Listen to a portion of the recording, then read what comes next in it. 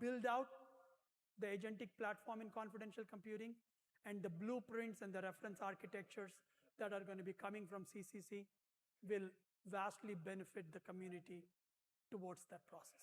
Okay, with that, I don't know how much time we have for questions, but happy to take some questions.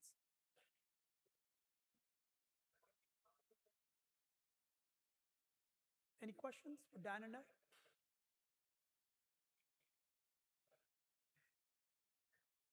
Okay. What? Okay, go ahead. The IETF draft is online. If you just search for composite attestation with, for confidential computing, you'll find the draft. Okay, it's already there, available for people, for the community to provide input.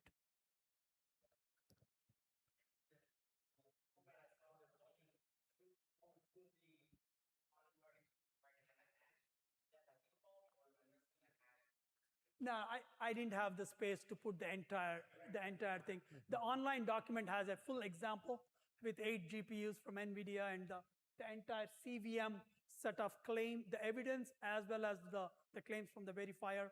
Same thing for the TDX as well. The evidence of the TDX platform itself and what the Intel Trust Authority verifier put out as claims. All of that is there. Any other questions? Yes.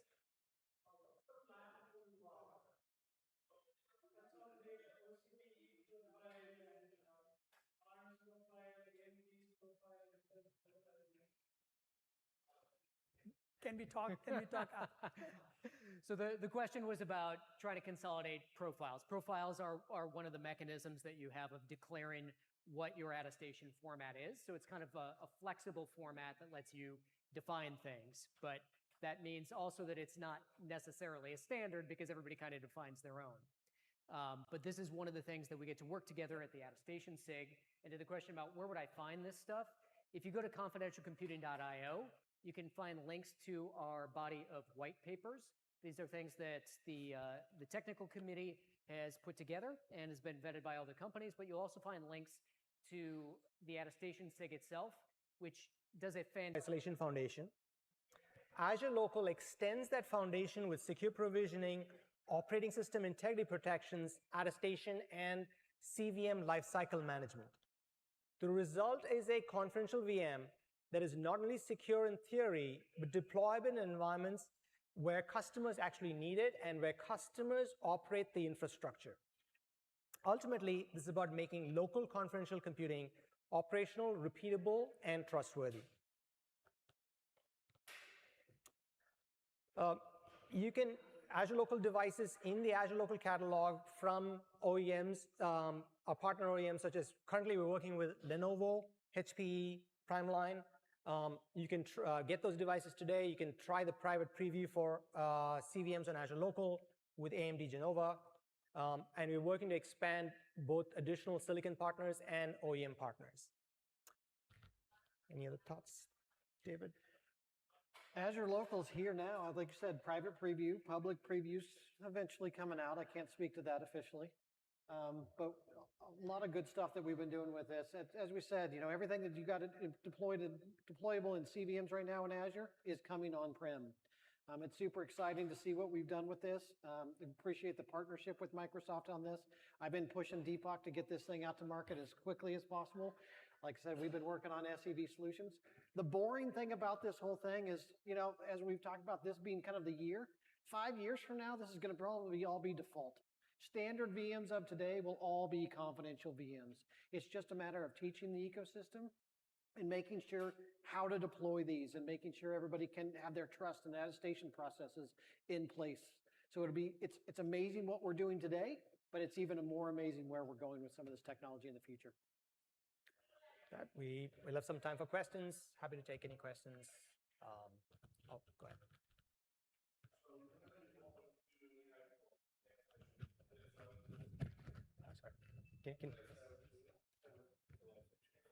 Sorry, I didn't hear your question. What are the two types of virtualization, the hybrid and now also companies have which is execute on the Microsoft thread. But you want to how to isolate that? You want to isolate the Can you repeat? Hey, W- Deepak, can you repeat the WSL question? Oh, okay. The question was. Uh-huh. Uh-huh.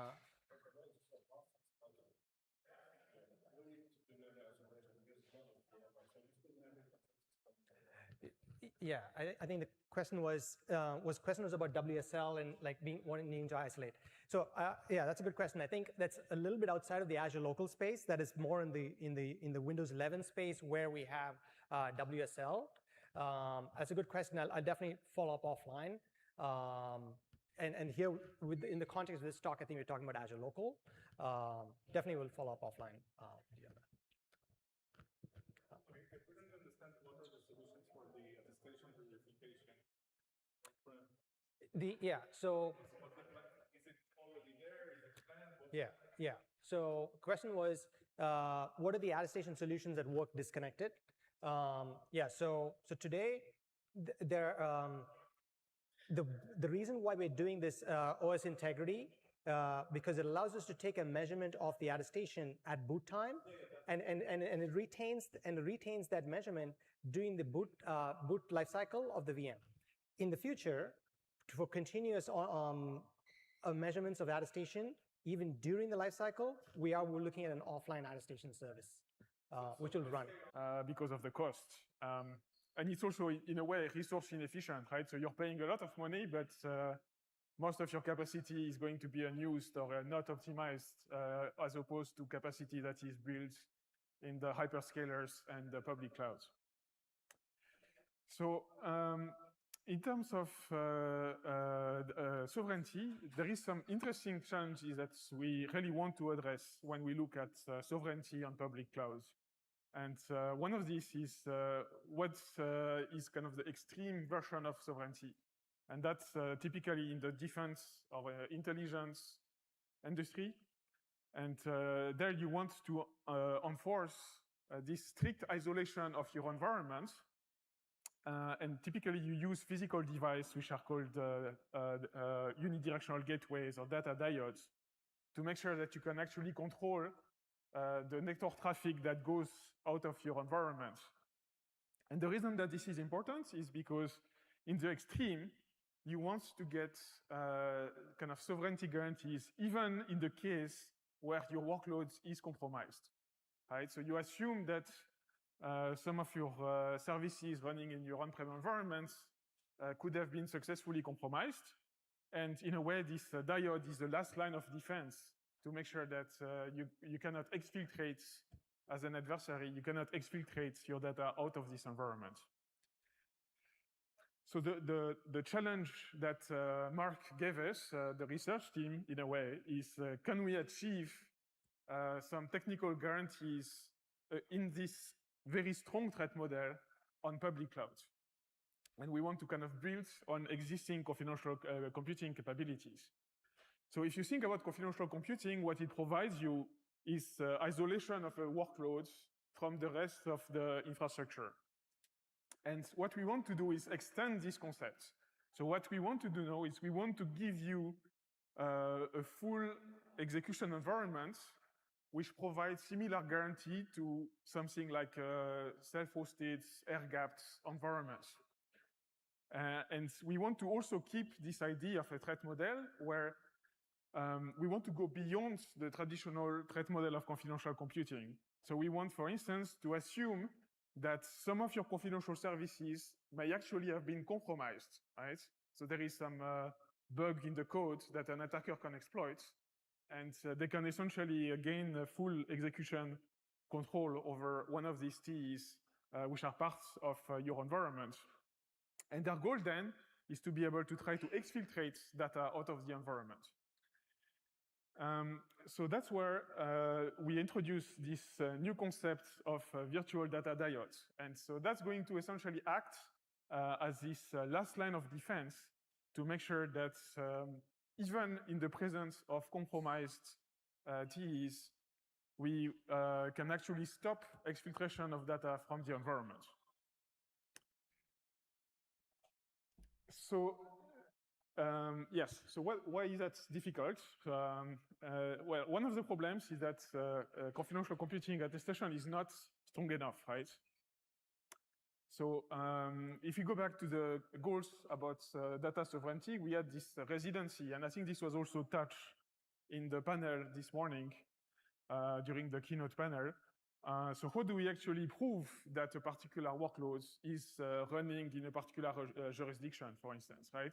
Because attestation tells you that this particular measured workload is running on a genuine Intel or AMD or NVIDIA chip, right? It doesn't tell you where it is running.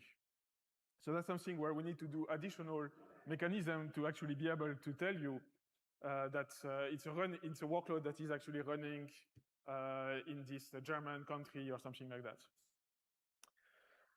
Another problem that we are also quite concerned about is that if you're following the academic literature, there have been many successful attacks using physical attacks to extract attestation keys out of CPUs.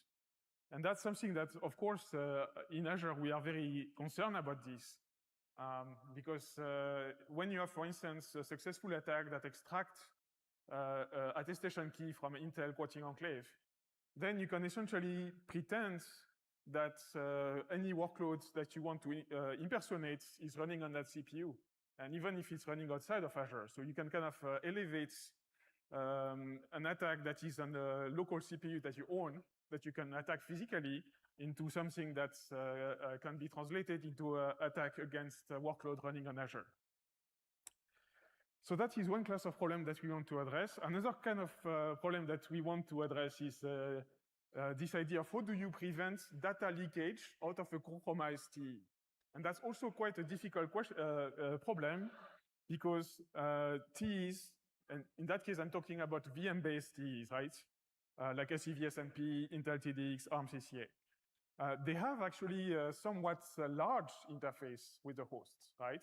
So they can do hypercalls, they can trigger interrupts, they can have access to paravirtualization channels like VMbus. And all of those, actually, if you are controlling the code in the TE because of a successful attack, as I said before, you can actually turn these channels into covert channels. So here we assume that, for instance, you're a very strong attacker, you have successfully compromised a particular workload, but you're also, for instance, controlling or you have access to the hosts underlying it, right? And then you want to essentially exfiltrate the data out of the TDE. And you can, for instance, use hypercalls to create a message that would be visible to the hosts, and that would allow to create these secret channels to be able to extract data from the TE. So that's where we introduce the virtual data diode, right? So here, as I said, we want to introduce this interface to control networking exposed to TEs in a very strong attacker model where both the workloads and the hosts can be compromised by the same entity. So we have actually we had a lot of internal discussion on how to actually implement that. So one, if you know about SEV-SMP and TDX, they actually offer some mechanism to able to partition a VMT into sub-components. So for instance, with SEV-SMP, you have VMPLs, which is gives you like different trust levels within the same confidential VM. On Intel, you have the TD partitions, which is a similar concept, right? So you can split TDX trust domain in multiple sub-TDs. And you could try to essentially run the virtual data diode in one of these trust levels and the workload in another. But the problem is that this is somewhat brittle, and also it has some unfortunate consequences, right? Because in particular, you need the data diode to be more privileged than the workload. And that means that you are actually able to extract or to read the workload memory from the data diode, which from our point of view is not desirable feature. So instead, based on the observation that you have the VM, the workload to hypervisor interface, the way that we have decided to solve this problem is that we have decided to trust the hypervisor. So we are going to essentially split the host and the hypervisor into different components. And we're going to provide additional attestation on top of the confidential computing attestation that is already provided by the CPU for the both for the virtual data diode TE and for the workload TE. And we are going to also provide TPM-based platform attestation of the hypervisor only, right? And eventually, of course, that will drive us towards a model where we want to make the Microsoft hypervisor open source. So note that this is only possible, actually, this is not possible on KVM because KVM is a type 2 hypervisor, which means that KVM runs inside the host. But on Windows, it's actually one of the very nice security features of Windows. The hypervisor is a type 1 hypervisor, which means that it runs actually under the host. So that enables us to build this new capability. So I'm going to say a few more things about attested hypervisor because we have also additional reasons to build this capability. So one of the additional reasons is side channel defense. So there have been a lot of successful attacks against TEs that relies on malicious scheduling or malicious resource management, right? So a very classic example in the academic research literature is single-stepping attacks. So you want to execute a VMT for a single instruction, and then you can actually observe a lot of information about what the VM is doing. And by actually attesting the hypervisor, we can prove to the customer, to the tenants, that these side channel attacks are impossible. So that's actually a very nice benefit. So this also is the other benefit that I mentioned, right? So we can associate TE attestation with a platform attestation, which tells you that it's not any random CPU that you are giving you attestation. It's actually a CPU that is attached to a good platform running on Azure. The third benefit, again, is solving this issue of attestation provenance, right? So if you want to impersonate a workload attested on Azure, you need to compromise both its CPU attestation key, like its vSec certificate for an AMD CPU, or its PCK certificate for an Intel CPU, and also you need to compromise its platform certificate from the Azure platform TPM. And lastly, last benefit, it's something that we're considering building because we have some systems that are lacking confidential computing capabilities on Azure. So the most recent example, and that's a very unfortunate one, is the Grace Blackwell platform, right? So all of our Blackwell capacity on Azure is Grace, and there is no confidential computing support on Grace, and that's why we are not offering any confidential Blackwell on Azure, which, of course, we are very, very unhappy with. So that's all good reasons to build attested hypervisor. So for the remaining time, I will explain how we're actually building these attested hypervisor capabilities for Hyper-V. So the goal is that we want the hypervisor identity to be rooted, as I said, in the platform TPM. And we want to be able to cryptographically bind the identity of the platform to the CPU identity on which the platform is running. So that's kind of the important for the provenance goal. And a very critical goal is that we also want to make sure that the platform TPM is only accessible to the hypervisor, which means that we actually are going to remove the access to the physical TPM from the host. And that actually is going to introduce some constraint because there are many security mechanisms on Windows that are based on the platform, right? So if you probably know about BitLocker, there will still be the secure boot capability of the host that you want to preserve. So we have to solve all of that. And that's kind of is related to the compatibility goal. So we want to make sure that all of the security features that we have on our host operating systems, they continue to work. Okay, so how exactly does it work? So the very high level is that we want to introduce this new attested hypervisor TCB. So we are going to have the UEFI, right? That doesn't change. So that's the first layer of the boot process. And that's already start writing initial measurement for the UEFI into the physical TPM. Then we have the boot manager, which is going to initialize the Windows OS loader. And at that stage, this is where we want to essentially split the boot process. So all of these green components, which includes the hypervisor loader, which is going to load Hyper-V, and the VSM loader, which is going to load the secure kernel, which runs in the virtual trust layer 1 on Windows, are going to be measured on the physical TPM of the platform. But for everything after that point in the boot, so basically when we start booting NTOS kernel, which is the Windows kernel, we are going to rely on a virtual TPM, which is going to look like you were continuing to boot normally, but it's going to use different measurements which are not stored on the physical TPM.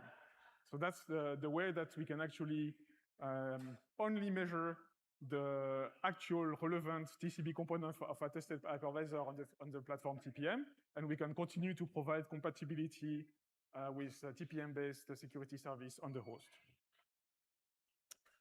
So that's what it looks like. So there is the virtual trust layer 0, which is the normal host, and we have the VTL1 where we run the secure service. So that's where we have our TPM emulation, and that's we can provide additional attestation service capability into the secure kernel, which we can use to endorse the attestations for confidential VMs.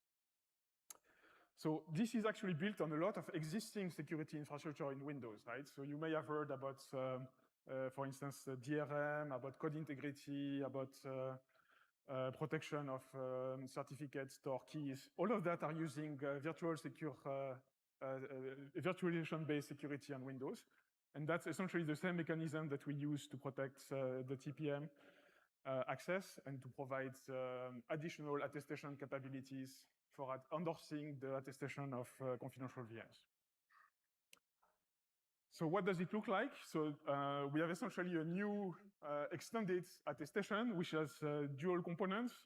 So on the left side, you recognize the confidential computing PKI for CPU attestation, right? So that could be Intel or AMD or NVIDIA.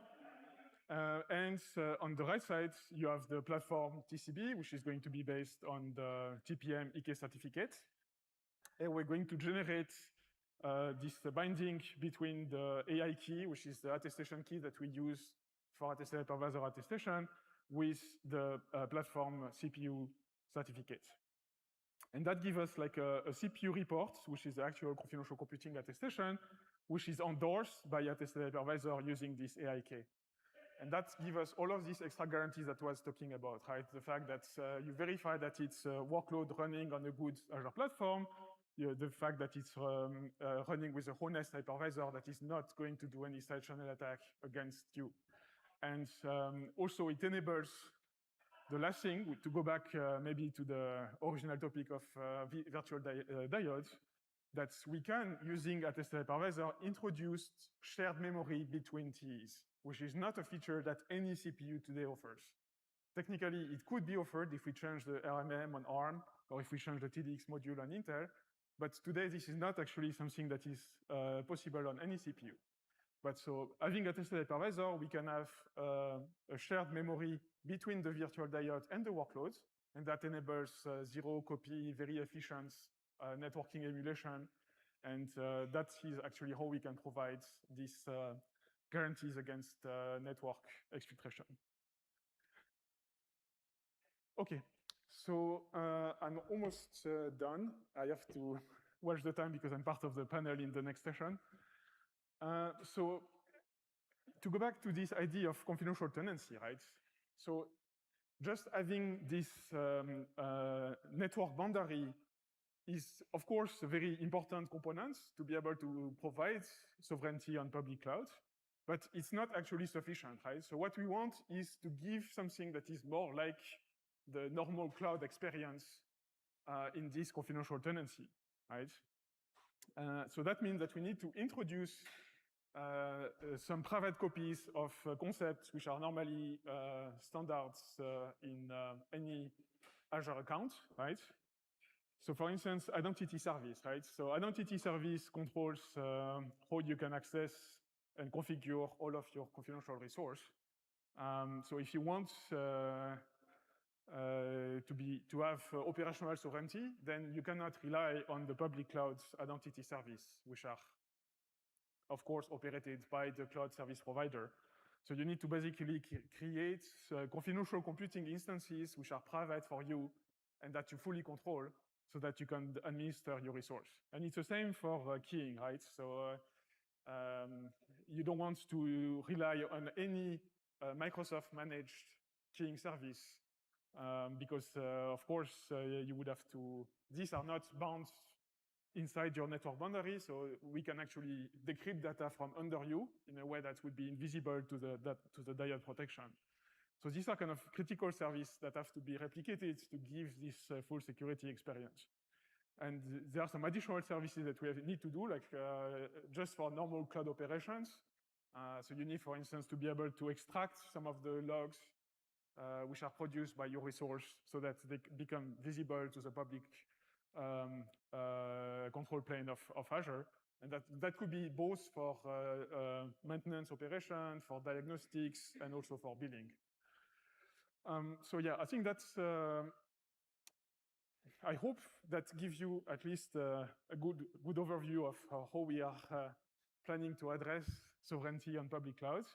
A lot of it, we are still in the research phase, so we have some initial prototype for attested hypervisor, for diodes, and we've been working actually with some of the national and supranational organization in the defense and the intelligence sector, because if we can convince these organizations to use public clouds for classified data, like secret data, top secret data, then I think it should be a very strong signal that this is basically good enough for any sensitive data that you want to run on cloud. But I mean, it's more like you want to run it on-prem, but it's too expensive to run on-prem, or you can't run GPT on-prem, so you have to run it on cloud. So that's basically is going to be our solution to that problem. Yeah, I think that's it. So I hope that it clarifies what Mark explained this morning when he was talking about confidential tenancy. So this is the direction that we want to move. It's going to take, of course, some time to actually deploy and integrate all of the change, but that's where we want to push the boundary of confidential computing so that instead of being a place where you run a single workload, you can think of confidential tenancy are more like a full execution environment that give you guarantee that are as good as air-gapped or fully local environments. So we have a little bit of time for questions, but as I said, only one or two.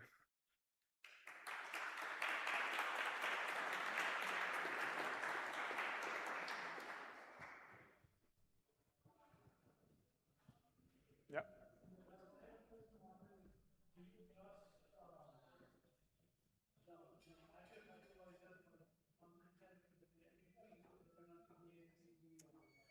Yes, so let me clarify that. So the idea is that if the workload is not compromised, then you don't trust the hypervisor for confidentiality of data. It's only in the case where the workload, so the TE, is compromised, then you trust the hypervisor to make sure that the data cannot be exfiltrated out of the TE. That's the threat model. It's a defense in depth, absolutely, yeah. So it's kind of a last layer of defense in the same way that in air-gapped environments, the physical diode is the last line of defense in that sense. You don't. That's the beauty of it, right? So you have to assume the worst case.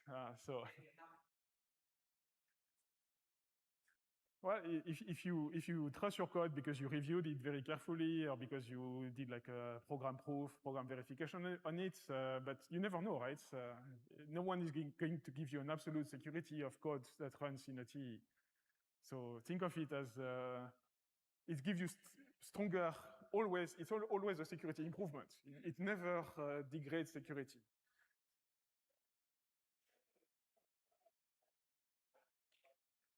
Okay, so if that's it, thanks again. I'm going to let you go. Antoine, bonjour. Bonjour. Menu. I'm based in the US. Okay. I talked with Mark this morning. Yeah. I told me to talk to you Yes. because so we are part of the CCC. Okay. I'm not gonna. I know you have to go. Yeah, I'm I have to not go. gonna hold you too long. But we have the. Thank you. The NATO Diana startup. Okay. The mesh, which is the infrastructure we're building, is a NATO recommended standard. Okay. Built 100% on confidential computing from the chips up. Okay. And it's a complete global infrastructure that automates decentralized identity and cryptography for all kinds of entities. Okay. And so when you mentioned that, of course, you need an identity service that's independent from the cloud provider, Yes. you need to have a universal global identity service that Okay. can map humans, organizations, physical principles, and all the chains. Okay. So come to me at the end. Yes. No, I was just going to tell Antoine, it's nice to meet you versus once you get the same time, how much you're getting tech one day. So that I knew he's with tech. Milton, you may not know his name, he's with Intel now, he's with NVIDIA. We'd love to have you give the same talk at the tech Sunday. I'll give you a call and set it up. All right, cool. Thanks, man.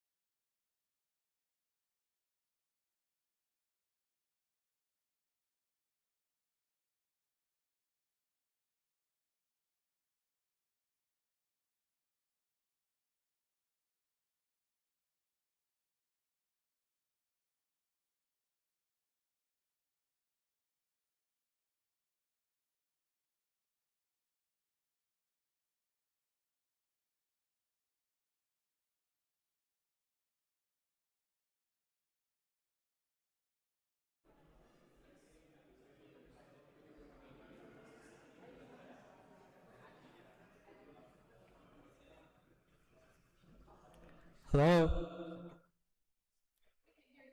I know. Oh my goodness.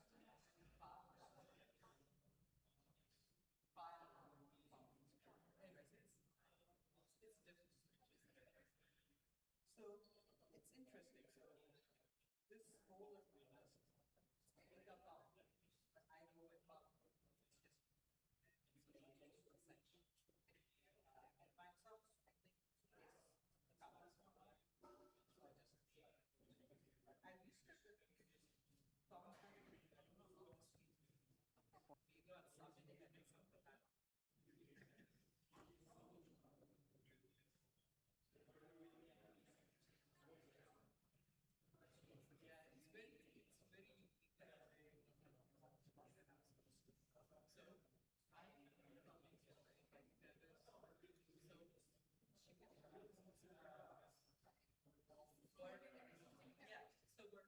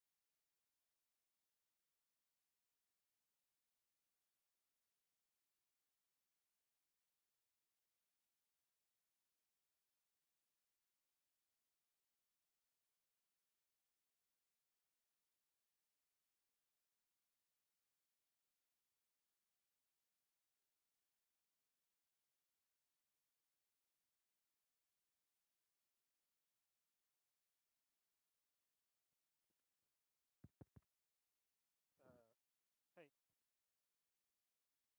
3, 4. It's okay.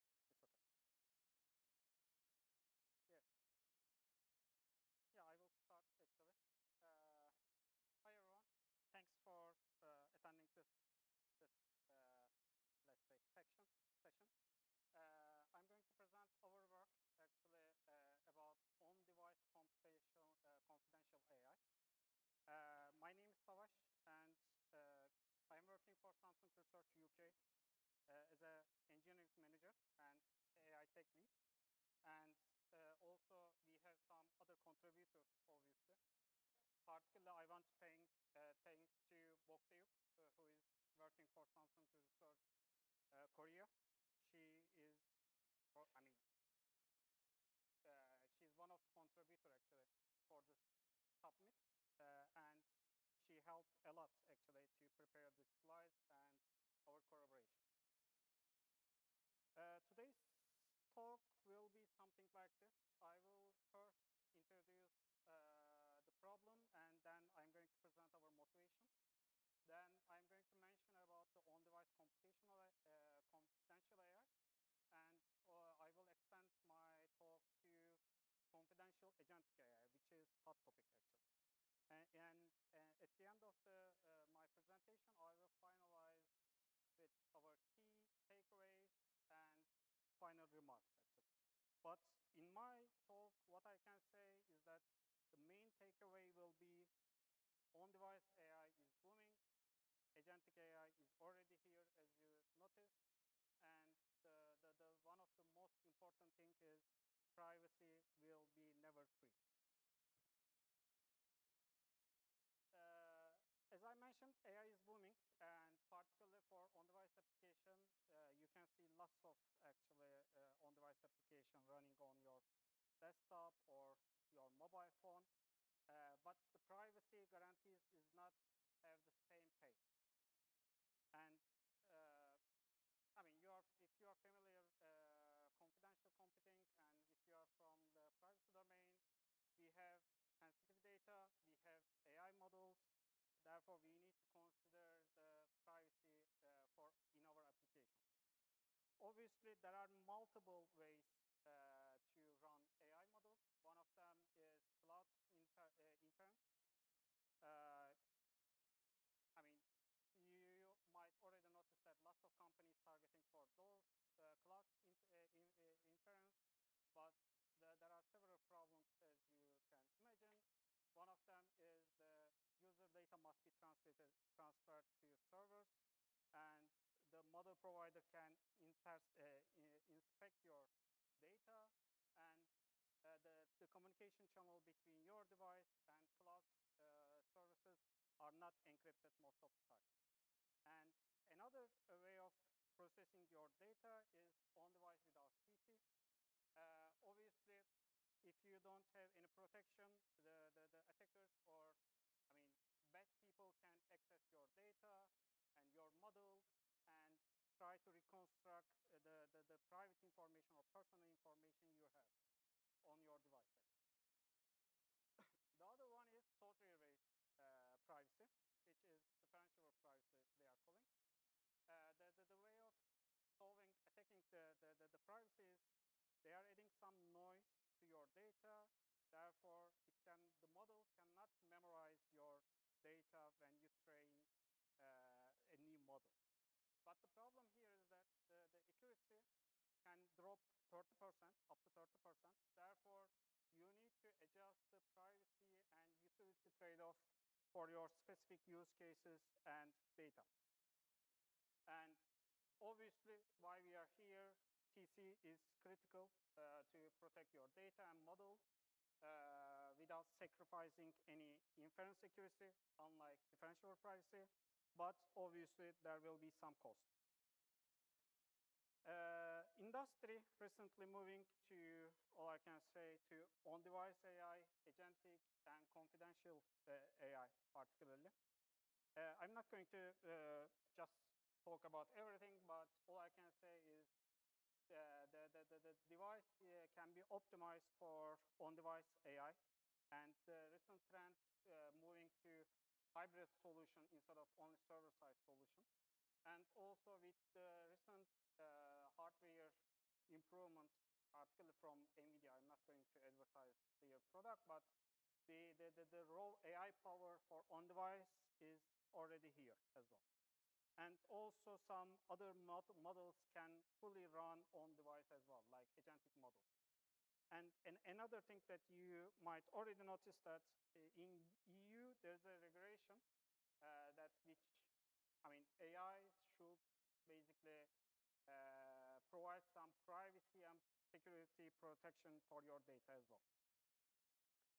On-device computational AI provides, obviously obviously, CC guarantees several things for AI. One of them is memory encryption, execution isolation, model integrity, and input privacy. But these are, these things are very critical and important for server-side applications. For if you are Google or Microsoft or I don't know Apple, you can say that you provide these features. But from the Samsung perspective, actually, what we can also say that the computing device is in your pocket, actually. Therefore, you don't need to transfer your data to the server side, but all the computational resources for your AI models is in your device. Therefore, when you run on-device AI, particularly with CC feature, you can guarantee that you don't need to, basically your data doesn't need to leave your device. Data sovereignty is basically is on your hands. You have full control of your own data and also reduce the attack surfaces. Obviously, we cannot say that even if you run everything on your device, it's not going to protect your data from the third-party attackers or bad people. Therefore, we are saying that we still need on-device CC to protect your data and models as well. The second, the important thing is, as you already know, CC encrypts your memory and isolates your execution, which is nice, but it will be never free. You need to pay some cost, actually. I divided this thing actually into 3 parts. What I can say is that basically there will be some technical obstacles that we need to solve, actually. We need to solve. One of them is performance. If you are familiar with this thing, actually, accuracy will not drop, unlike differentiable privacy, but the inference time and model loading will introduce some overheads. Therefore, we need to address these issues. Sorry. And also, unlike server-side resources, our device, particularly on-device application, your resources is limited. Therefore, when you develop a solution, you need to consider these performance overheads or limitations. And also, another thing that I'm going to mention in this presentation as well, the communication is also critical, actually. Communication between normal environments and confidential environment is critical. Therefore, it needs to be addressed as well. And the one final thing is ecosystem. Currently, I'm not going to get into detail because I'm just AI engineer, actually, unlike security or privacy engineer.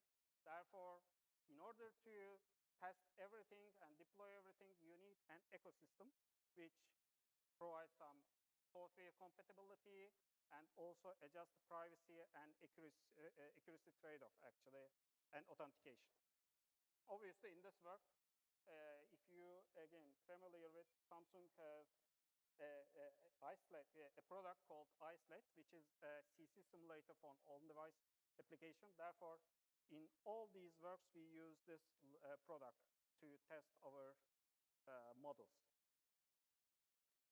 In this part, I'm going to talk about these overheads or limitations that we need to consider when we develop something for on-device CC application. Again, I divided this section into 4. One of them is obviously inference and execution overheads. In summary, we did lots of experiments with different type of models, and at the end, basically, when you run an AI model in PC environment, it's automatically introduce 10% overhead. And unfortunately, this is unavoidable. Therefore, you need to accept this thing if you want to run your model in CC environment. And the second overhead, which is also critical, is model loading time. When you initialize your model in CC, it takes longer than the normal environment. Therefore, there are lots of operations are happening, to propose a new kind of design, I'm going to say, to reduce this overhead, and which I'm going to mention about. We introduce a pre-mapping AI models, which instead of basically running AI models when we call them, what we are doing is that we are just preloading in the beginning, and therefore we are reducing the overhead a lot, and we continue to use this model actually in the execution. And the third thing that I'm going to talk about in the following slides is the model size. Again, we are running our models on device, therefore our memory and computational resources are limited. Therefore, we need to find a way to put our models on device, which has the same task capability like large AI models, but we need to make them compact and we need to adapt them to smaller versions, actually. And last thing that I'm going to talk about, message parsing, the communication between normal environments and confidential environments, and also between confidential environments, like the multiple confidential environments. And it's still obviously there might be some other models or other solutions that you might also utilize, but basically when you use protocol level solution, you can reduce this 10 times overheads a lot, actually. Let's start with the inference and execution step. Again, I said, and I will continue to say that privacy will never be free. Therefore, there should be like some overheads that we need to consider. Obviously, there are two options currently. Obviously, in future, or maybe I don't know, you might know that. There might be two options to provide privacy for your model and your data. One option is, again, differentiable privacy. This is not familiar for confidential computing AI domain, but differentiable privacy also provides some advantages to protect your data to stolen by other AI third-party companies or basically bad people. But the problem here, as I mentioned, accuracy, there will be an accuracy drop, actually, when you use differentiable privacy in your solution. The another solution is, since we are in CC submit, obviously CC is one of the solutions that we can utilize for on-device application. But this time, the overhead will be on the inference and execution time, which is approximately 10%. From the slides, from those videos, I hope, yeah, you can see that we did lots of experiments with different models, like from convolution models to transformer, LLM, pure LLM model, or VLM model, and also agentic models. And as you can see, compared to normal environments, CC environment introduce approximately 10% overhead when you run your AI model in CC. There are some explanation for that one. I'm not going to get into detail. You guys might know better than me, but the main problem comes from the word switching stage.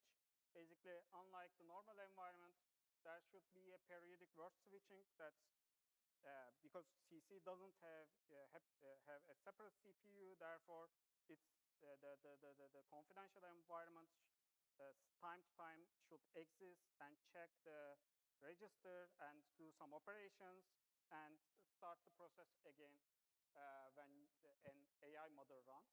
Therefore, this context switching is necessary but expensive, but also it's unavoidable.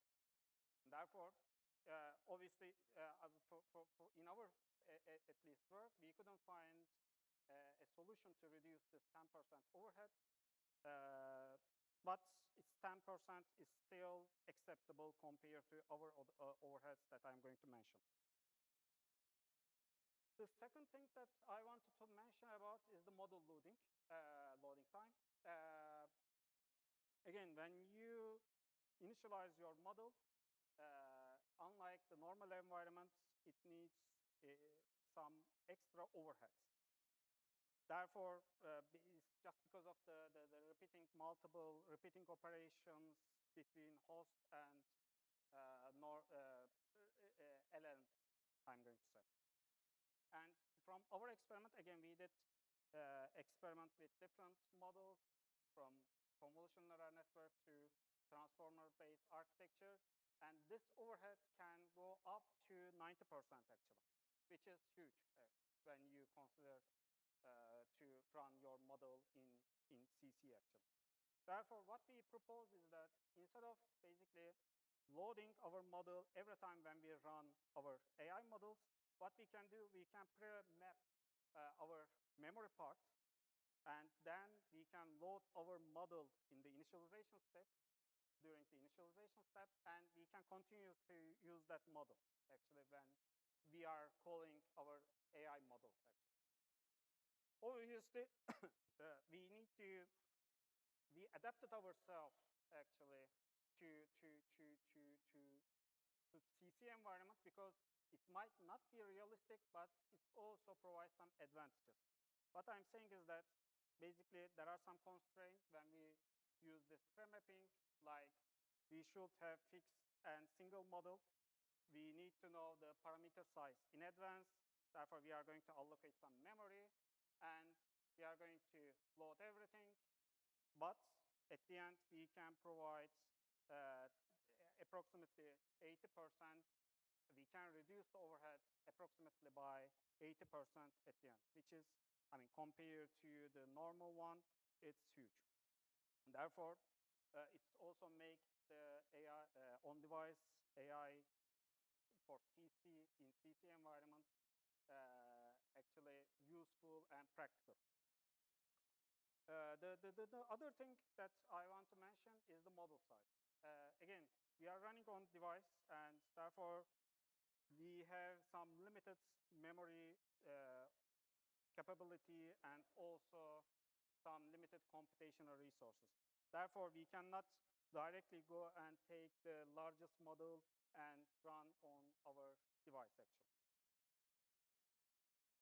But I need to also mention that when you use smaller models, obviously there are smaller version of the, for example, QM model, Gemma model, or any kind of public model.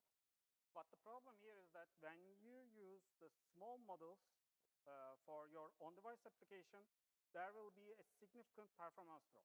This time, we are going to face with very critical problem, actually accuracy, or the test performance. Therefore, what you can do is that when you reduce the number of parameters that you are running on device, you can start to adapt your smaller models for particular tasks.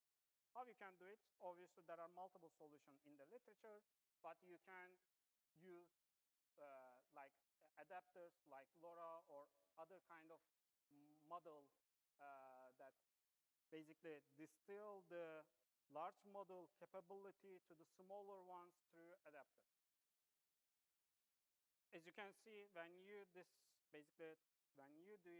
the fine-tuning for test-specific purposes of the smaller models, you can reach approximately same performance with the larger one, which is a nice thing actually, which makes that smaller models can be useful for on-device application as well. But obviously, what we face here is that in CC environments, when you have basically you need to convert everything to binary. Therefore, the current problem here is that when you have an adapters, you will have one fixed model and one fixed adapter. You need to convert everything to binary, basically, which is monolithic. Currently, the situation is like this. But actually, in the future, what we need to solve on this, particularly for CC or on-device applications, we need to make this model more generic. What I'm saying is that we will have one model with multiple capabilities, which means multiple adapters, which this will provide us to basically protect the personal or task-related information in adapters which is going to be treated as IP, but we can still continue to use base model, which can be public, and we don't need to protect that part actually in CC environment because it's already public. All the information that we need will be saved in the adapters. And the one final thing that I want to mention is that the communication between normal environment and confidential environment, and also confidential environment to confidential environment is another big problem. And when we did some very basic experiment here, and we find out that, sorry, the connection actually when you have when you create the connection every single time when you send a message to the other confidential machine or normal environment, etc., you need to create the channel again, and it will introduce lots of overhead. Therefore, by basically applying a simple trick, instead of, for example, instead of using HTTP, using WebSocket, which means that you don't need to create the channel, communication channel every single time. You will have a single communication channel, and the message will go through that channel. Works very well, actually, in CC environment. Yeah, I'm going to be faster. And the last topic that I want to talk about is that agents are here, basically, already here. Everyone is talking about that one. And particularly in this work, what we focus is that this is the basic flow for generic agentic system. There's a user, there's an orchestrator, which basically calls the tool based on the user command, and also there is another block which is, to be honest, recent and very critical for CCA application, which is called memory. Obviously, this is not like DRAM. The memory concept here represents that, for example, you are interacting with your agent. You are talking about, for example, saying that just organize an event with my friend who joined my birthday party. Obviously, agentic system doesn't know who is your friend or who joined your birthday party. All those information must store in this part, in the memory part. Therefore, the memory part keeps or stores your personal data. Therefore, when you develop your solution for agentic system, you need to completely consider this kind of tools, that kind of, how can I say, modules, memory, language model orchestrator, and tools, actually. I'm going to be faster because I don't have too much time. Therefore, how you can do it, obviously, when you consider the memory parts, you can have a single confidential virtual machine, VM, or you can have multiple confidential virtual machines, actually. This is all up to your design.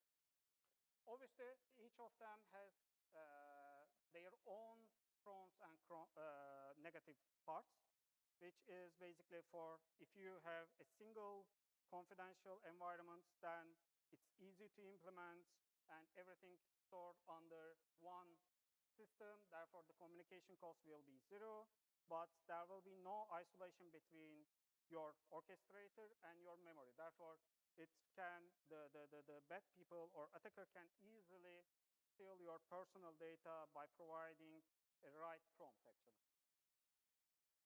Sorry. And for the two confidential environments, in the two confidential environment scenario, you are separating these two things. Therefore, you are isolating the language model from the memory part, your personal data. But this time, you are introducing some extra overhead from the communication part.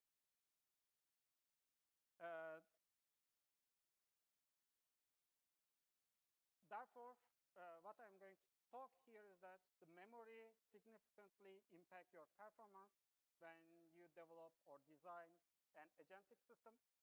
In this work, we also try different memory types, like if you are familiar with this domain,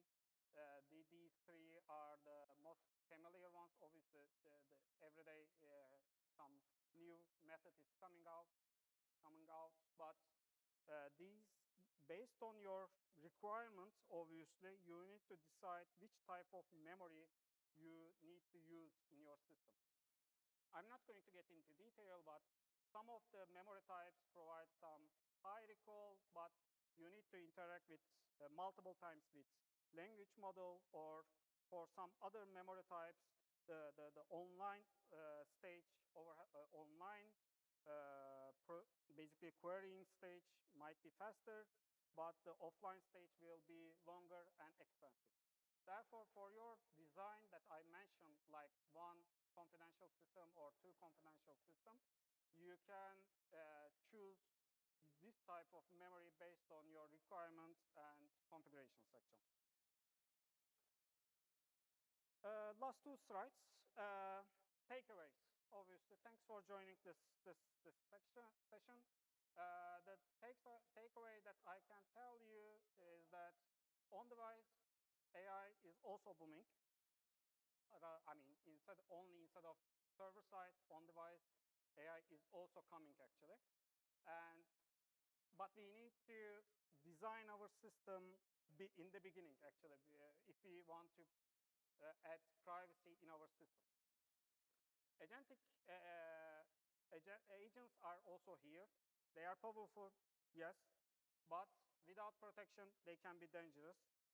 Currently, everyone is speaking about this, and you will hear probably a lot in this summit as well. And the one final thing that I want to mention is that privacy will be never free. Therefore, there will be some cost. If you want to use it, you need to basically design your system and choose wisely based on your needs and requirements, actually. And one final thing that I want to talk, obviously, yeah, I'm not from this domain. I'm not from Submit, but CC community. But what we want to do, we want to share our experience and also our system as well. Therefore, what we are going to do, we develop our system, again, using one other Samsung product called Icelet. And we are going to release all the experiments, all the setups under this GitHub webpage, actually, GitHub website. And yeah, we are going to upload everything very soon. And if you want to obviously test them or add something on top of it, it will be very nice for the community. Thank you very much, and thank you very much for your time.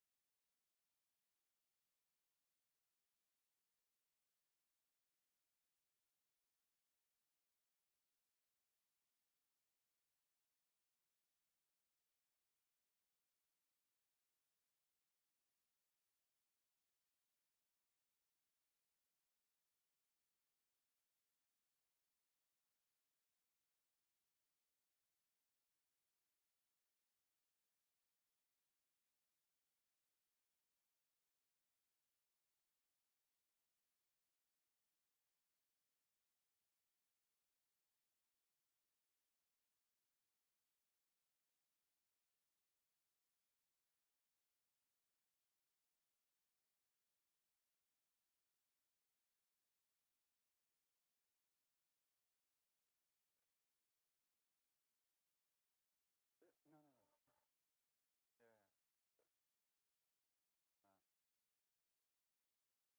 Oh, we're good? Can you hear me? Okay, perfect. Can we close the doors? It's so loud here.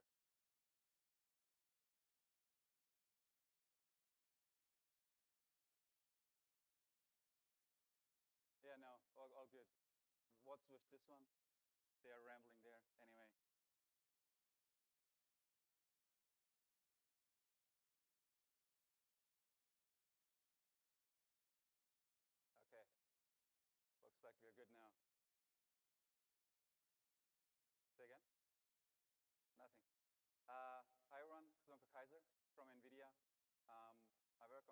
confidential computing at NVIDIA, right? And I'm driving Kata containers and confidential containers.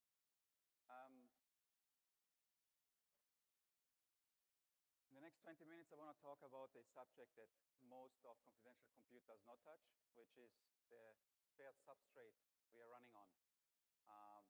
The silicon substrate and the Kubernetes substrate, where we are running our confidential stacks, our CVMs, or our containers. But before that, a small recap, right?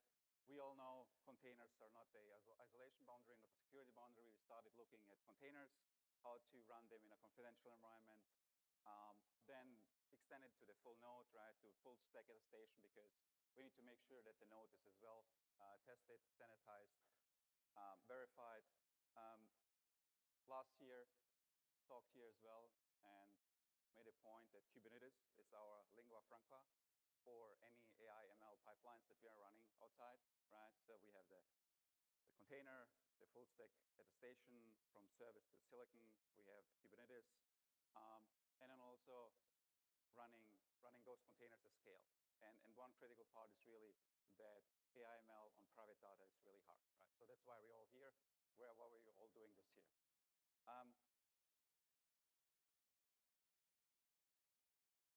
Right. So hardware attestation is necessary, right? Whether it's sufficient depends on something attestation cannot measure, which is how the infrastructure, how the infrastructure underneath is shared, right? Each tenant gets a cryptographic overlay, which is the CVM, right? You get a cryptographic overlay of your hardware, where your container or CVM is running, right? But what all the attestation and confidential compute does not cover, as I've mentioned before, are the two substrates that are sitting beneath them and we are running on, which is the silicon and Kubernetes. And none of the shared substrate that they're running on is covered by attestation.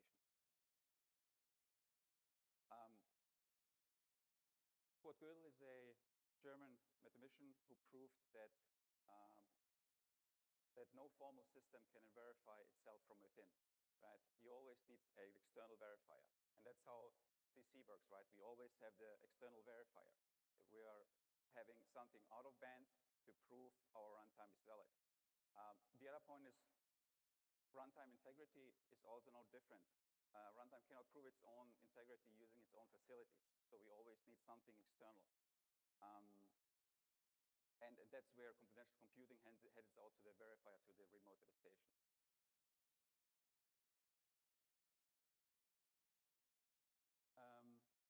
Right. So we always need something external to verify the runtime that we are running on. So if we have, for example, two tenants running on the very same stack, we have the workload overlay, the compute overlay, which is the CC.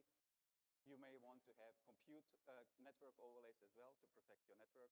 You want to have storage overlays as well, right? Which is another protective layer on CC up top. On top, you have the CVM boundary and you have the attestation root of trust. And each tenant runs its own cryptographic overlays. But what we are not checking for in our use case is the shared substrate, right?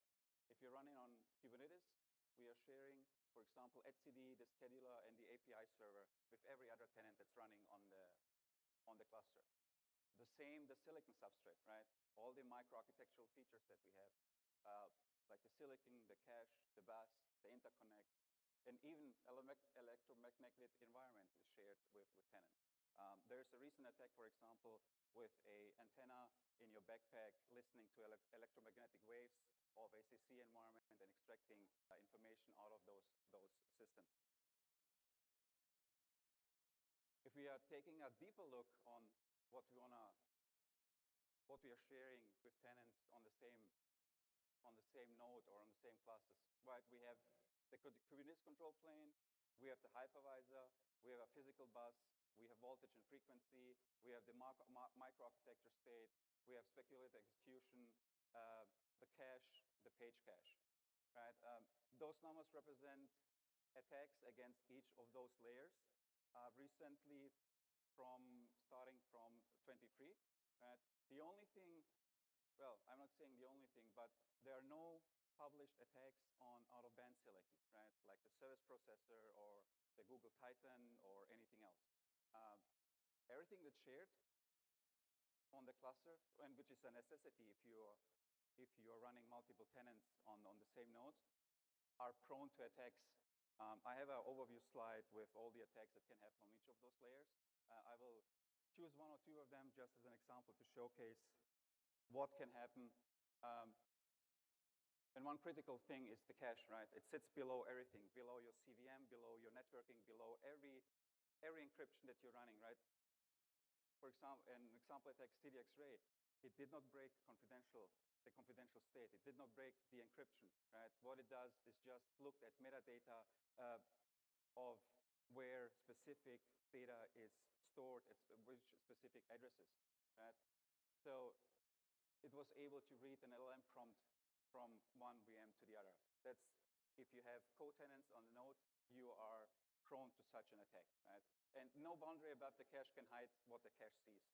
Every CVM that's scheduled on your host is prone to a cache attack, right? Another example would be the physical bus. Just showing here some of those attacks that happened on the physical bus that broke TDX, because with co-tenancy, having two tenants, one of the tenants can attack the other CVM. I'm not going into the details, all of those. You can look it up and after presentation there, right? And again, none of those broke the crypto, right? None of those broke any cryptography that we made for the CVM. They share all the bus, and that's why it was possible. Another example is the hypervisor. We cannot remove the hypervisor. The hypervisor is the thing that establishes our CVM, right? So we need to live with that. And another prime example attacking the hypervisor, if you have co-tenants, is bad IML, which essentially injected ACPI tables into the guest, and the guest executed those overwriting init system or any other binary inside of the CVM. Again, crypto was not broken. It's just the fact that we have the hypervisor, or the fact that you may have co-tenants or someone else lurking on your very same node with your confidential data.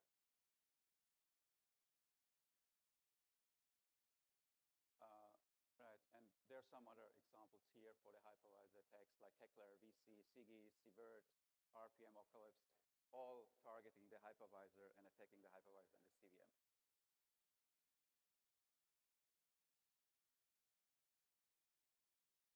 This is a summarization of the recent attacks since 23. There are around 37 attacks against VMs, CVMs, SMP, TDX, and all those boxes are the shared substrate, the silicon shared substrate that we have for the CVMs. And if you have co-tenancy, those are all entry doors for attacking the CVM if you're sharing your substrate or sharing your silicon with a co-tenant. Well, and again, out-of-band silicon, like a DPU or the security processor, which are not shared with the workload that has no access to those chips. There are no published CVs on that one, but we don't know if they are CVs that those companies fixed.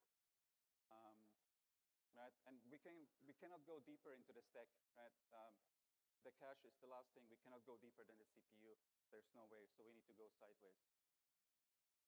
And the one thing is, stop sharing your node with other co-tenants. The silicon was the first substrate. The second substrate is Kubernetes, right? The control plane.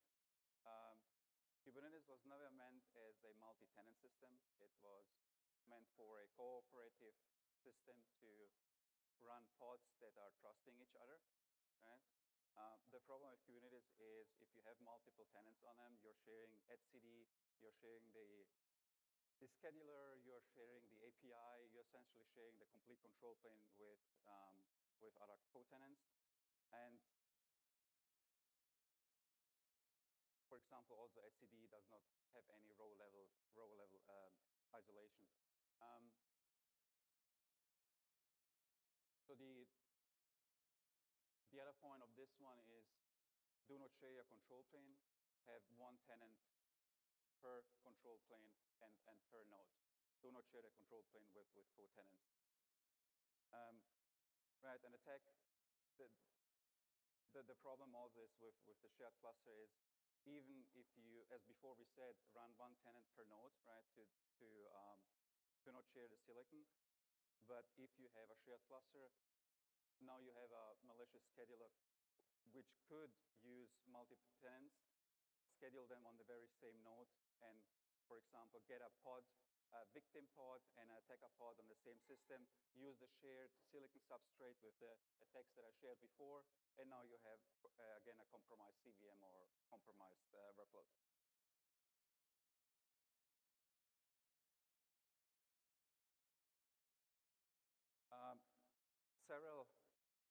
Several isolation architectures, right? I talked about the physically separate silicon, out-of-band silicon, right, which is one form of isolation. Then we have confidential compute with the shared silicon and hardware and software isolation. Again, if you're sharing the silicon, you're prone to attacks. And then we have also things like Nitro, where the operator is inside of the trust boundary. Again, no publicly available attacks on Nitro, but we don't know about that, right? So those are the two main pre-isolation architectures. And we are concentrating on the middle one. Again, 39 published attacks in ClinDev for free on those aspects. I want to make sure that this does not happen. So if you're looking, for example, running confidential containers or confidential compute, what does it protect, right? It protects your memory, which is, again, an overlay for compute, right? You need to make sure that your control plane is also isolated, right? Networking as well. Networking reaches through the host stack. You need to make sure that it's encrypted, right? Creating overlays for the network as well. Storage the same. You need namespaces or front-end and back-ends that are separated for each tenant.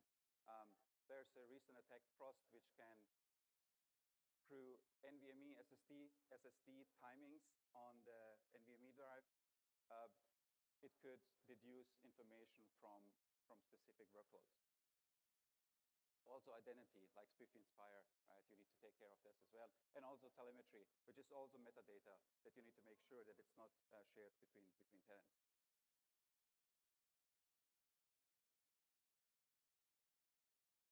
Right, one prime example, what we just talked about is TDX-Ray. Again, the CVM or confidential compute did everything right, but the prompt still leaked. A tenant was able to read a LLM prompt, even if our encryption on the CVM, on the networking, on the storage all worked. It was the shared substrate below that was shared between the tenants, which make this attack possible.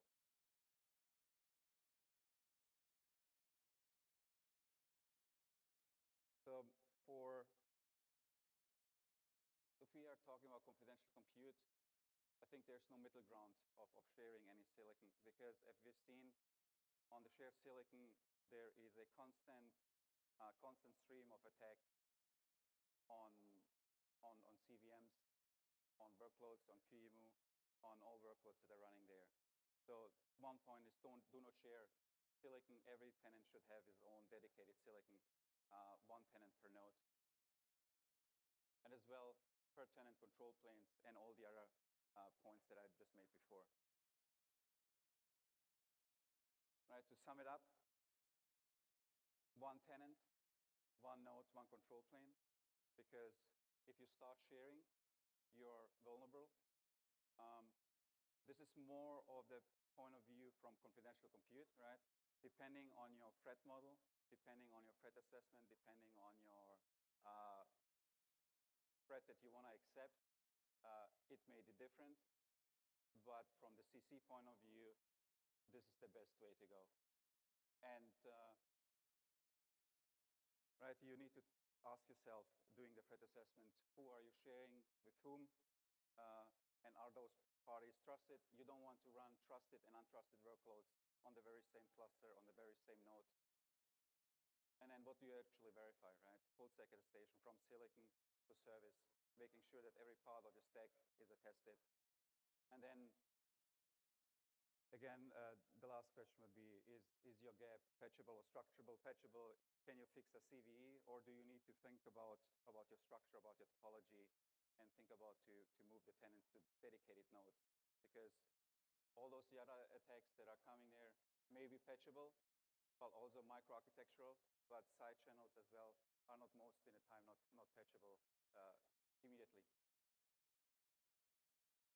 Right, Miko said some time ago, if it's smart, it's vulnerable. I'm saying if it's shared, it's vulnerable. And the topology is the security policy. Thank you. Any questions?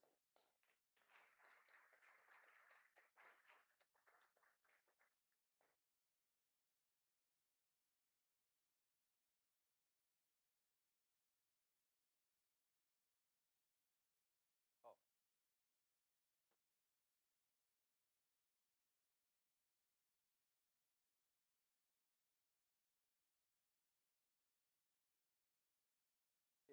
It will not solve it, as I said, and showed here, right?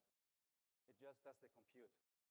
And how you manage your tenants on your cluster is up to you, right? How you share your nodes, how you share your control plane, right?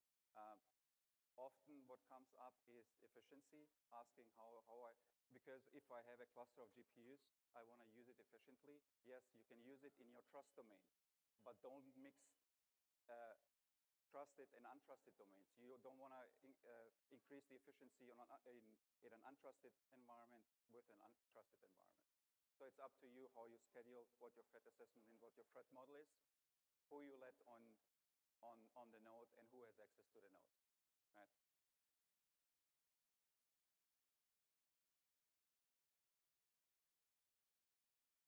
Going once, twice. Thanks, everyone.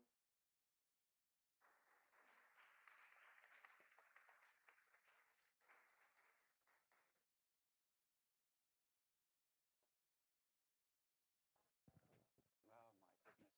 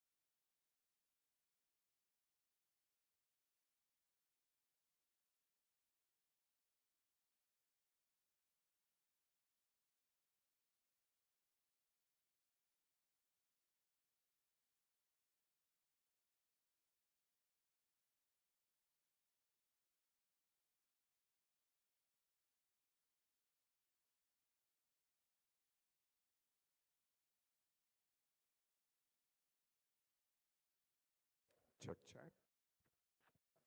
Oh, yeah.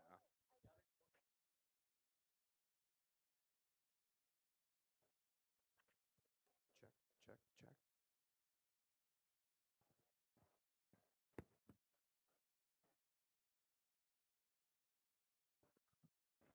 Check, check, check. Check, check, check. Let me go to the mixer behind you. Check, check, check. And check, check, check. Check, check. Yep, yep. Mm-hmm.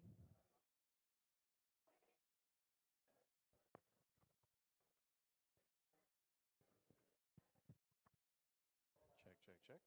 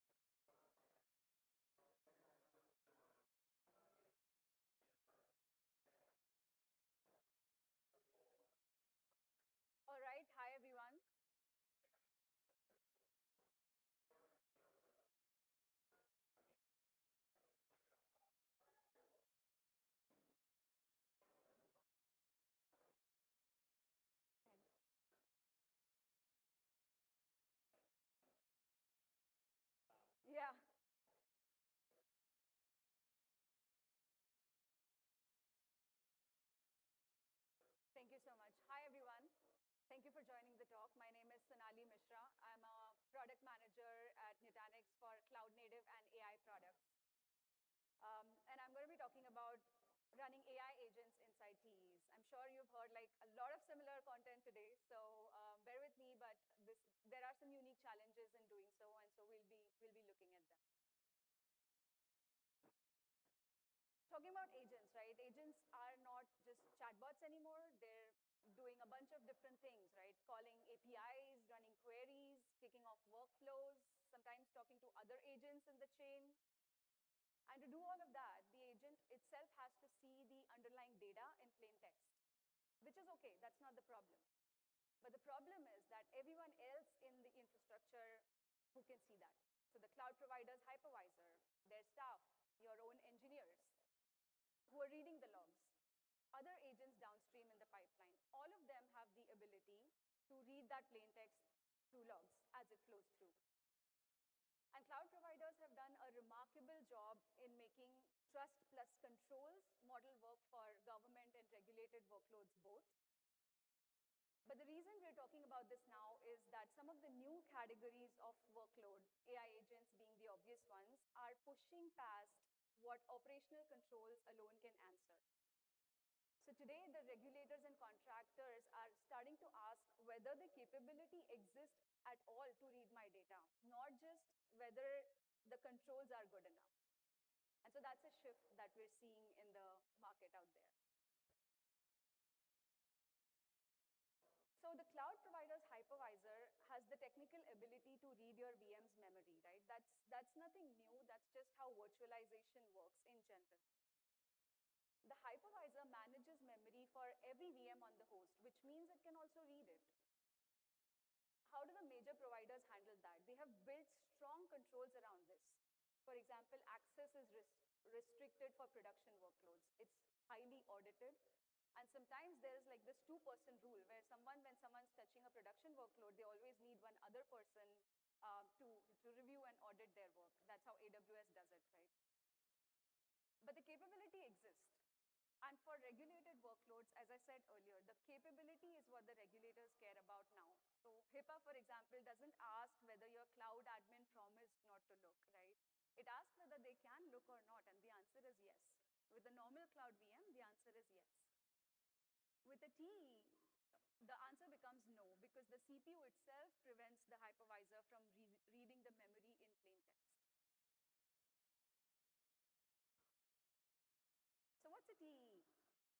Now imagine you're renting an apartment in a large building. I'm a product manager. I love analogies and telling stories in technical terms, right? So imagine you're renting an apartment in a large building. The landlord owns the building, controls the master keys. We've all rented a place like that at some point, maintains the plumbing and, could in principle let themselves into your unit whenever they want. You trust them to not do that, obviously. When you run software on public cloud machines, you're renting compute in a similar way that you rent the apartment. And for most workloads, as I said, this is fine. But for some workloads like medical records, financial data, sensitive AI models, basically anything that's regulated, that level of trust gets uncomfortable or even legally unworkable in some countries. So a trusted execution environment, or TE, is the computing equivalent of building a vault inside your apartment that even the landlord cannot open. The vault is constructed by the CPU itself, the physical processor chip. And when your program runs inside this vault, three things happen. First, the program's memory is encrypted by the CPU automatically. So the encryption keys live inside the chip and are generated fresh for each TE. Second, the CPU isolates the TE from everything else running on the machine. So normally the hypervisor has like God mode access to all the virtual machines it hosts. It can pause them, read their memory, snapshot their state. With a TE, a CPU enforces that even the hypervisor cannot peek inside. The hypervisor can still start the TE, stop it, refuse to give it CPU time, but it cannot read what's happening inside that environment. And third, the CPU can produce a cryptographic proof of what's running inside the TE. And this proof is called attestation. Say a customer who wants to send sensitive data to your service can actually ask, like, prove to me that you're running exactly the code that you claim to be running on a real Intel or AMD chip. The CPU would sign a document containing a fingerprint of the software loaded on the TE using a signing key that was burnt into the chip at the factory. The remote party verifies the signature against that CPU vendor's public certificate authority, the same way your browser verifies your website's TLS certificates. And now they know they're talking to a genuine sealed TE running exactly the code they expected. And only then they go ahead and send their data. So a TE gives you three things together, right? Secrecy, your memory is encrypted, integrity, nothing can tamper with the running code, and provability. You can prove remotely what is running inside it.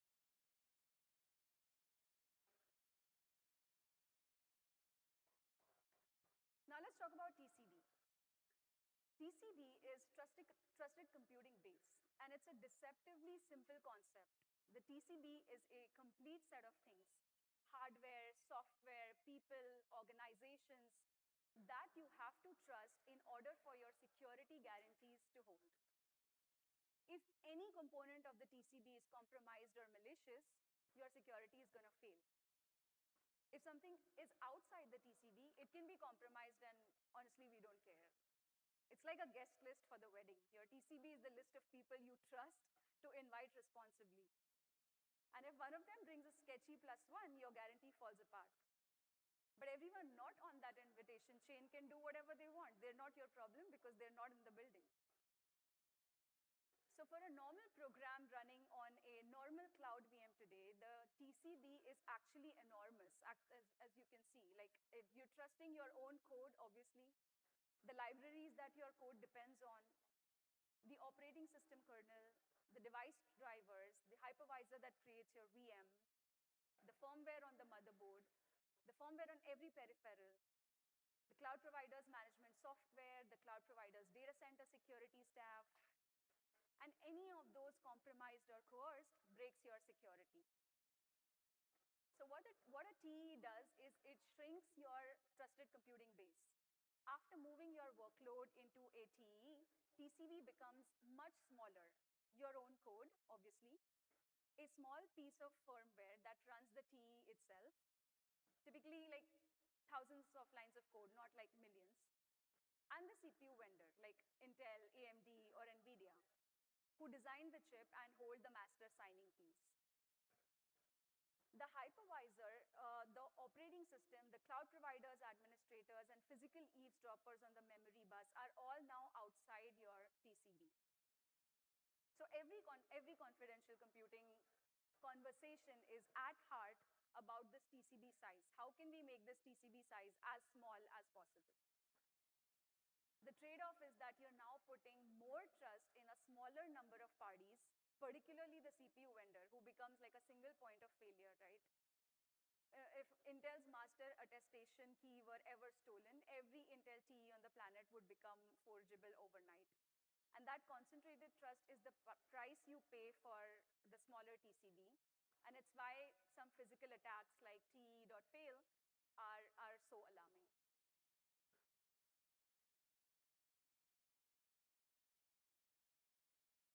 So we talked about TE, we talked about the trusted computing base. There are three mechanisms that are the base of how a TE produces proof of what is running inside it. How does it do that? The first one is measured boot. How does the CPU know what it is running?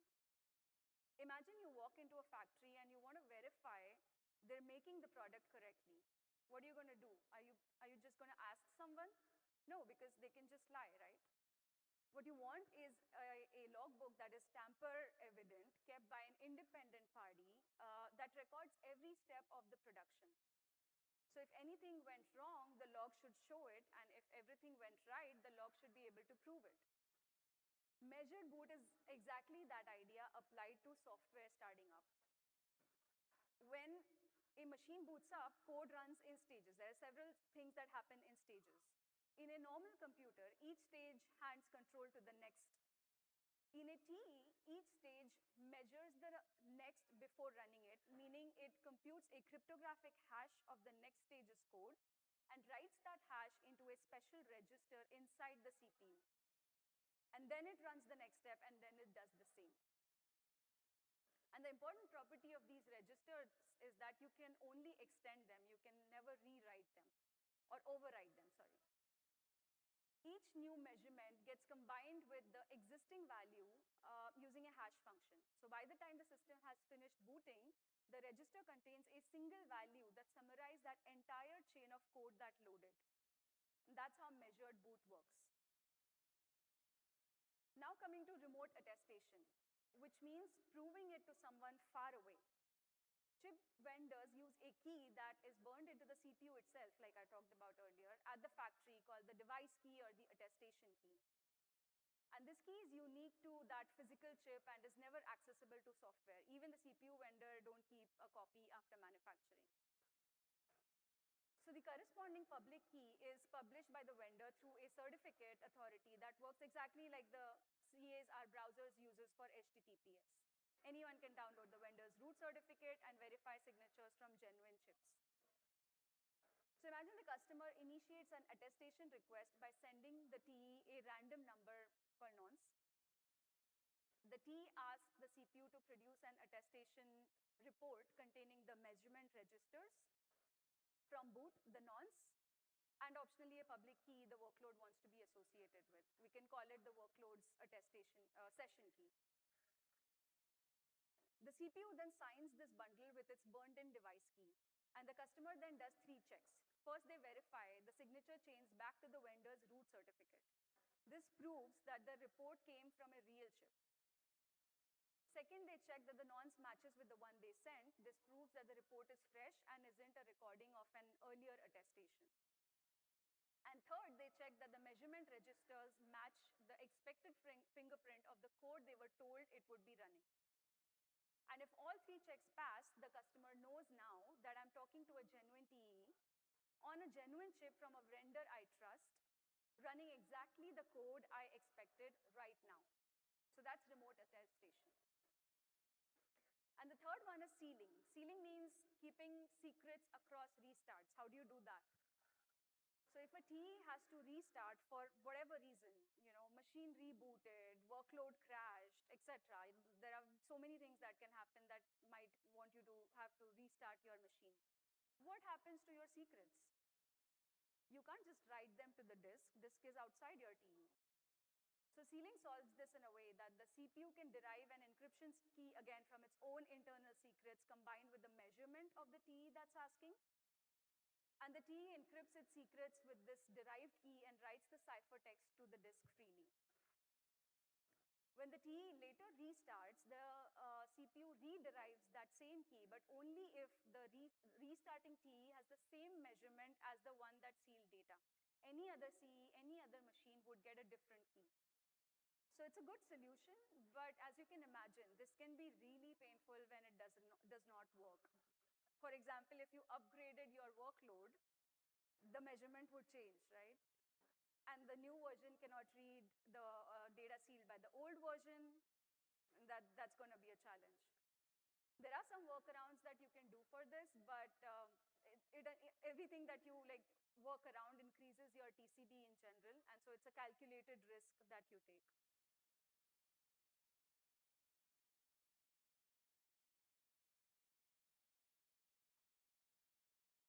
That said, I'm going to just talk about a little bit about the vendor landscape currently, because this is such a new topic and things are changing literally every month. We can walk through the major players who provide hardware that is TE-based. Each one applies the same 4 ideas we talked about: memory encryption, isolation, measured boot, attestation. Each one with different trade-offs about how big the TE is, what's in the TCB, and what attacks have been demonstrated against them. So Intel SGX, for example, takes the most aggressive approach. Instead of protecting the whole virtual machine, it protects individual processes.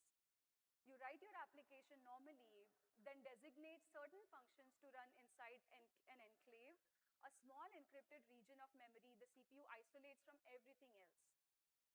The advantage of this is that you get a very small TCV. The disadvantage is that, and which is why this is not very popular at all, is that you have to rewrite your application to split it into trusted and untrusted halves. Nobody's rewriting their application. And so this is hard in practice, right? It's hard to implement. So SGX has the worst, and also SGX has the worst published track record of any TE. It has a long sequence of attacks that have been repeatedly broken its confidentiality and guarantees. Then came Intel TDX that takes the opposite approach from SGX. Instead of protecting a tiny piece of application, it wraps an entire virtual machine in encryption. AMD SEV SMP is architecturally very similar to TDX. It wraps VM in encryption, but with different internal mechanisms. AMD adds a feature to this called VMPLS, Virtual Machine Privilege Levels, which allow nested isolation inside the confidential VM. It is very useful for security-sensitive subsystems running within the same workload. ARM's contribution to this is that while Intel and AMD tried TEs on a CPU that was originally designed for non-confidential workloads, ARM redesigned things from scratch. So architecturally, CCA is like cleaner, much more cleaner because it was natively designed for confidential computing. Now, AWS doesn't use Intel SGX or AMD SEV SNP for its confidential computing offering. Instead, Nitro Enclave uses AWS's own Nitro hypervisor, a custom hypervisor running on dedicated security chips, to carve out an isolated VM from a parent EC2 instance. And Microsoft basically supports everything. They support SGX VMs, SEV SNP VMs, TDX VMs, and confidential GPU VMs with NVIDIA H100. So, and they've built additional infrastructure on top of that. So far we talked about TE, TCB, what is the vendor landscape, what are the basic principles that these things follow. And so far, everything I have described would apply equally to any confidential workload. But what makes AI agents specifically harder and different? Mainly 4 things. Agents don't just talk to humans, right? They talk to each other. So for example, a confidential database has a clear shape. Clients send queries, database answers, both sides authenticate via TLS, attestation runs once the connection is established. And an AI agent system looks very different. Agents are composed of multiple smaller agents. A planning agent that decides what to do, a retrieval agent that fetches relevant documents, several tool agents that call external services. Each of these might run in its own TE for isolation. Now you have many TEs talking to each other, and each one needs to verify others before sharing prompts. So that's some added overhead. Also, agents call tools that didn't really exist when they were attested. This is the harder problem, right? When a TE is measured at boot, the measurement captures exactly what code is loaded at that moment. But an AI agent's whole reason of existence is to make decisions at runtime about what tools to call. Search engines, databases, APIs, other agents, and that weren't part of the initial measurement. Agents have memory that outlives any one attested session. A chat-style agent, for example, is designed to have long-term memory, conversation history with each user, learned preferences, vector embeddings of past interaction, and this state needs to persist across restarts and upgrades. And even when everything is set up correctly, every agent attested, mutual TLS in place, sealed memory carefully managed, the chain of trust can still break. The piece of code that routes messages between agents is frequently a normal lang chain style application running on a non-confidential VM. So that's what makes agent harder to run in a trusted execution environment. And we talked a little bit about CPUs, right? We have a bunch of vendors out there offering CPUs for confidential computing. But GPUs are a different problem. And what makes GPU harder than CPUs? So So a CPU TE is conceptually simple because the CPU does its own memory encryption, and the CPU is the thing being attested, right? A GPU sits across a PCIe bus from the CPU, meaning the data has to physically travel from CPU memory across a wire on the motherboard to the GPU memory and back. And that traversal is now a vulnerable surface that doesn't exist in the CPU-only workloads. So anyone who can sniff PCIe traffic can see everything, and PCI is much easier to physically probe than CPU memory. NVIDIA's solution on H100 and H200 has three parts. First, the GPU's own memory, HBM, the high bandwidth memory, is hardware firewalled. Only the GPU can read it. The CPU and the other peripherals cannot read that memory. Second, the PCIe traffic between CPU and GPU is encrypted and integrity protected with keys established during attestation. And third, the GPU has its own attestation report signed by a key burned into the GPU at the factory that proves it's a real H100 in confidential computing mode with the right firmware. So let's look at the current state of GPUs in confidential computing. Now, NVLink is the high bandwidth interconnect that lets multiple GPUs on the same server talk to each other directly, bypassing the CPU. It's how large language model training and inference is parallelized across GPUs. And on H100 and H200, NVLink traffic is in the clear, even in confidential computing mode. So a multi-GPU LLM inference deployment running in confidential computing on mode either has to route GPU to GPU traffic through the CPU, which is super slow, or accept that NVLink traffic is unprotected. And this is the single most damaging limitation of confidential GPU computing on Hopper as of 2026.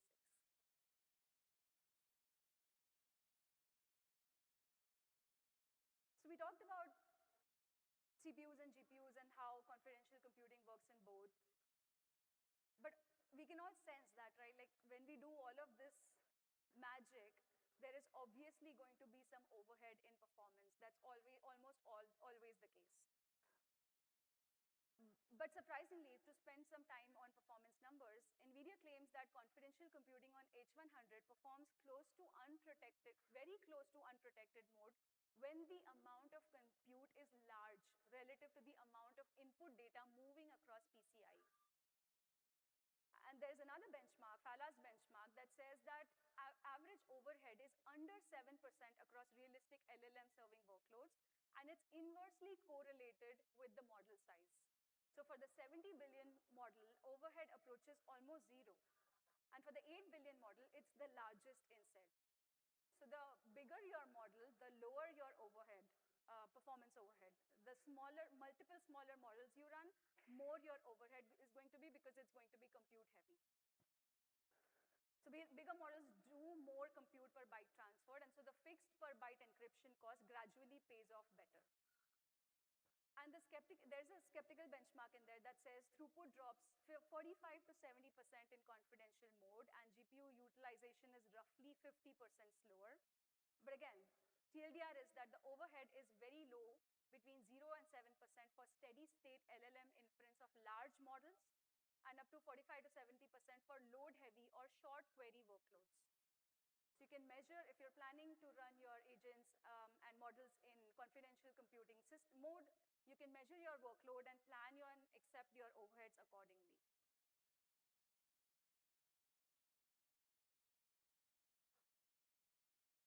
I also want to talk about two very interesting architectures that exist out there, and this was briefly mentioned in the previous talk as well. So Apple Private Cloud Compute is the most ambitious production deployment of a confidential computing for AI workloads in existence. Apple uses it for the cloud half of Apple Intelligence, the on-device AI features in iOS and Mac. Apple designed their own server chips with confidential computing primitives integrated from ground up, including a secure enclave and a measured boot chain.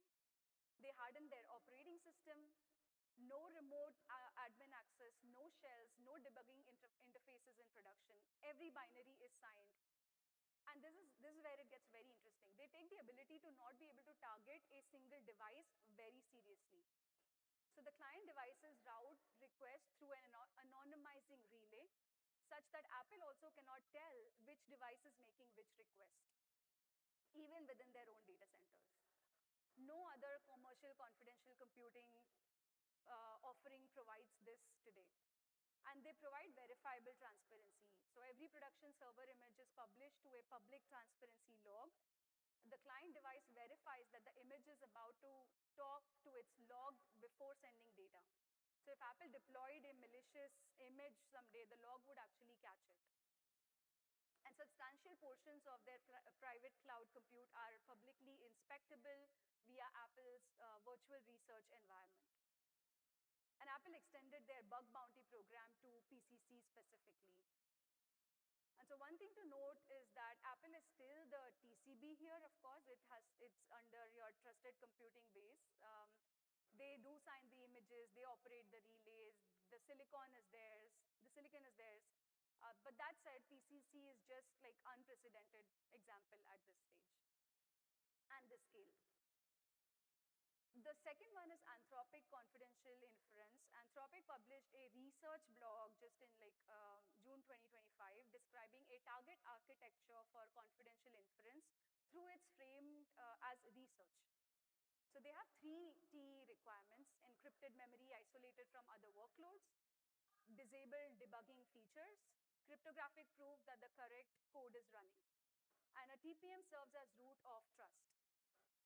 So a small trusted loader in a separate isolated VM acts as a virtual accelerator and only accepts programs signed by Anthropic's secure continuous integration server. What Anthropic says about it is that it isn't well established as of yet. They will continue to work on closing this gap, but in the meantime, they'll rely on compute providers to maintain security at the physical data center and in hypervisor software. So even at the frontier labs, the full architecture isn't ready yet, and the current production reality is just trust the cloud provider. Now that said, you might ask, like, isn't just another security theater? The cloud provider still controls the hardware, right? And yes, partly yes. The CPU vendor and the GPU vendor are in the TCB. Their hardware design, supply chain, fused root keys, and micro code signing keys are all concentrated points of trust. So if you assume a nation-state level adversary with supply chain capability, TEs won't protect you against that advisory. But what TEs do protect you against is the cloud operator, the host OS, the hypervisor, co-tenants, ordinary data center staff, and with care, physical eavesdropping on the in-package memory. And that's meaningful reduction in TCB. What about side channels? SGX has been broken so many times. True, SGX has been broken repeatedly, each time mitigated via microcode at real performance cost. Although scalable, SGX is currently considered patched, but the track record is track record, right? So side channels are real and ongoing, and the trend is that vendors patch them, performance take a hit, and the threat model evolves. So I'm a little bit over time. That was my talk today. I don't want to take time from the other person's presentation, but I'll be hanging around the speaker lounge. This is a very new topic for us, right? We at Nutanix are still evolving and learning and trying to implement our own version of it. But I would love to have further discussion if you guys have any